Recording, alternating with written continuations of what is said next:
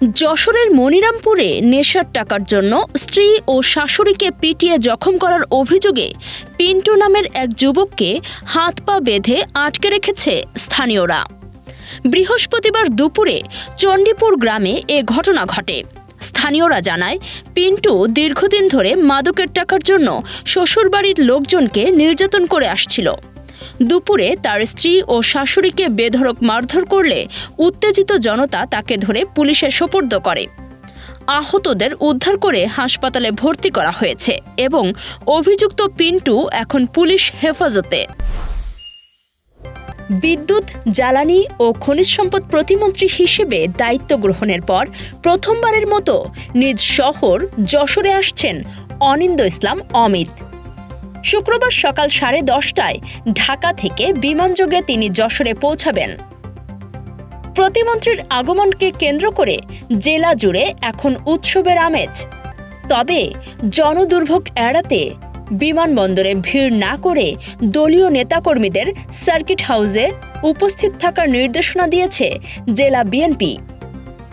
3 দিনের এই ব্যস্ত সফরে প্রতিমন্ত্রী শুক্রবার বিকেলে জেলা সার্কিট হাউসে বিদ্যুৎ বিভাগের কর্মকর্তাদের সাথে মতবিনিময় করবেন। এছাড়া অংশ নেবেন ইফতার মাহফিলে। 21শে ফেব্রুয়ারি আন্তর্জাতিক মাতৃভাষা দিবসের আলোচনা সভায় প্রধান অতিথি হিসেবেও যোগ দেবেন তিনি। যশোরবাসীর প্রত্যাশা, তাদের এই কৃতি সন্তানের হাত ধরে জেলার বিদ্যুৎ অবকাঠামো ও জ্বালানি খাতে আসবে বড় পরিবর্তন। রোববার সকালে সড়ক পথে পুনরায় ঢাকার উদ্দেশ্যে রওনা হবেন তিনি।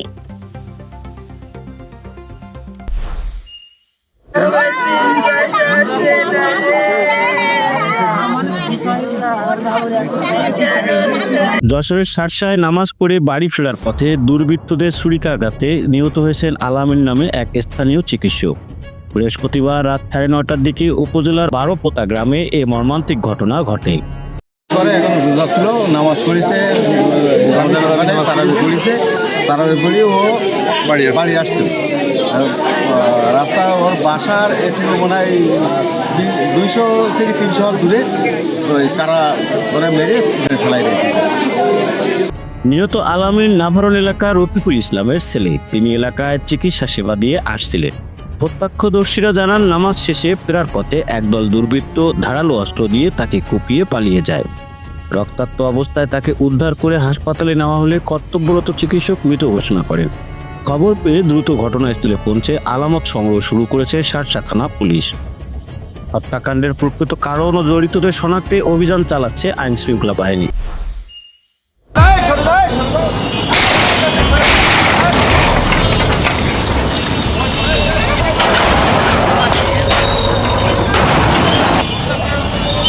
পবিত্র রমজান মাসে শহরকে যানজটমুক্ত রাখা এবং সাধারণ মানুষের নির্বিঘ্ন চলাচল নিশ্চিত করতে ফুটপাত উচ্ছেদ অভিযান শুরু করেছে যশোর পৌরসভা। বৃহস্পতিবার বেলা 12টা থেকে দুপুর 2টা পর্যন্ত শহরের ব্যস্ততম চৌরাস্তা মোড় থেকে অভিযান শুরু হয়ে MK রোড হয়ে দরাটানা পর্যন্ত এ অভিযান পরিচালনা করা হয়।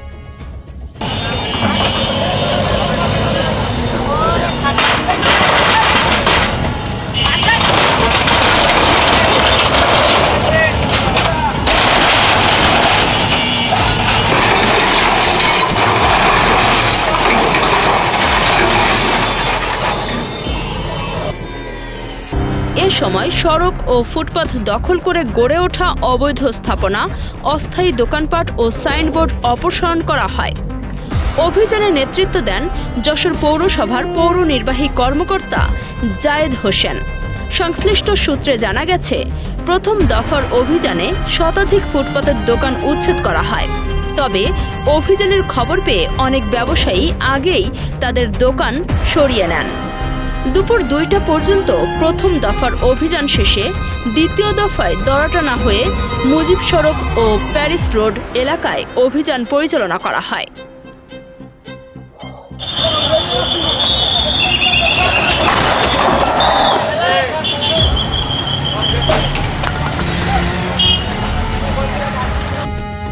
পবিত্র রমজানের শুরুতেই প্রশাসনের এমন কঠোর অবস্থানে চরম ক্ষোভ ও হতাশা প্রকাশ করেছেন স্থানীয় ক্ষুদ্র ব্যবসায়ীরা। তাদের অভিযোগ, এমন অভিযানে নিঃস্ব হয়ে পড়েছেন তারা। ঈদের এই মৌসুমে ব্যবসার মাধ্যমে আয় করার স্বপ্ন দেখলেও প্রশাসনের অভিযানে অনেকের দোকান গুড়িয়ে দেওয়ায় সবকিছু হারিয়ে এখন তারা দিশেহারা।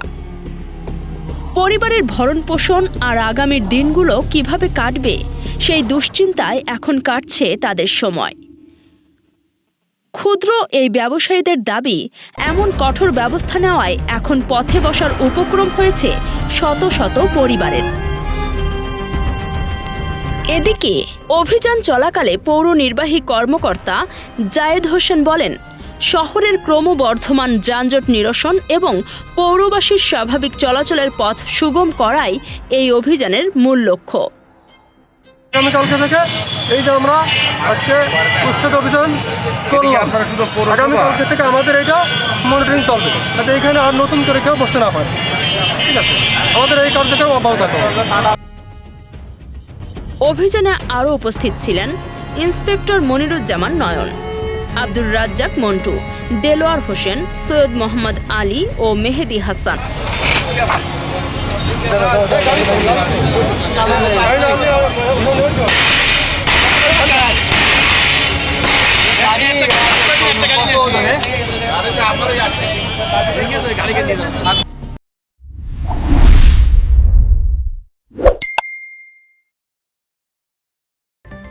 যশোর শহরের শঙ্করপুর রেল স্টেশন এলাকা থেকে পরিত্যক্ত অবস্থায় একটি ককটেল উদ্ধার করেছে পুলিশ। বৃহস্পতিবার সকালে গারোয়ানপট্টির একটি বাড়ির সামনে সন্দেহজনক বস্তু দেখে পুলিশে খবর দেয় স্থানীয়রা। কোতোয়ালি থানা পুলিশ ঘটনাস্থলে পৌঁছে বস্তুটিকে ককটেল হিসেবে শনাক্ত করে এবং সেটি উদ্ধার করে নিরাপদে সরিয়ে নেয়।